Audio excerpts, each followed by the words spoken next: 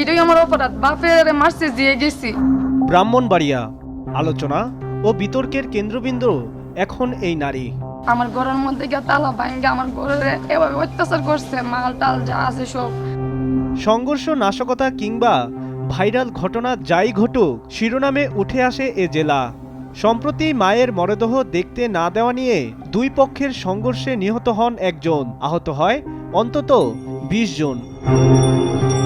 এই সংঘর্ষে সরাসরি জড়িয়ে পড়া নারী ফরিদাকে ঘিরেই বিতর্ক ও ভাইরাল তোলপাড় চলছে সামাজিক মাধ্যমে।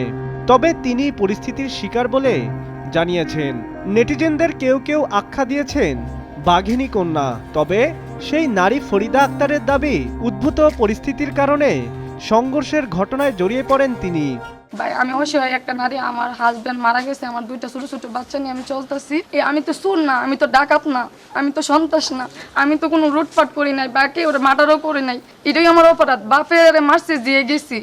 সংঘর্ষ চলার সময় একের পর এক বাড়ি, দোকানে চলে ভাঙচুর আর লুটপাট। দুর্বৃত্তদের হাত থেকে রক্ষা পায়নি তার ও অন্যদের বাড়ির দরজা, জানালা, আসবাবপত্র সহ সকল মালামাল। কেউ হারিয়েছেন মাথা গোজার ঘর, কেউ হারিয়েছেন শেষ সম্বলটুকু। এছাড়া ওই ঘটনার পর থেকে অনেক পরিবার এলাকা ছেড়ে অন্য জায়গায় আশ্রয় নিয়েছেন।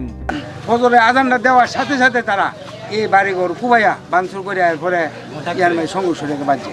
ফাইজ মেয়ের ঘর, শহীদ মেয়ের ঘর, এবার হলো এক বউয়ের কাদেরের ঘর, এবার হলো আমার বাড়ি ঘর, এরা এসে আগুন লাগাই দিছে। দোকানপাট ভাঙ্গা সাঙ্গা লুটপাট কইরা যে মতামত একটা ইয়া করে দেয়।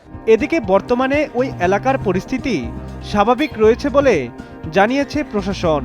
এছাড়া প্রতিদিন আইনশৃঙ্খলা বাহিনী টহল সহ নানা অভিযান পরিচালনা করছে যাতে পুনরায় কোনো সংঘাত না ঘটে। মামলা প্রক্রিয়াধীন আছে, এজাহার দায়ের করেছে, মামলা প্রক্রিয়াধীন এবং কিছু সংশোধনী আছে, বাদী পক্ষ থেকে কিছু সংশোধনী আছে, তারা সংশোধন করতেছে। এটা আমরা এই পর্যন্ত দুজনকে আটক করেছি, আমাদের পুলিশি তৎপরতা অব্যাহত আছে।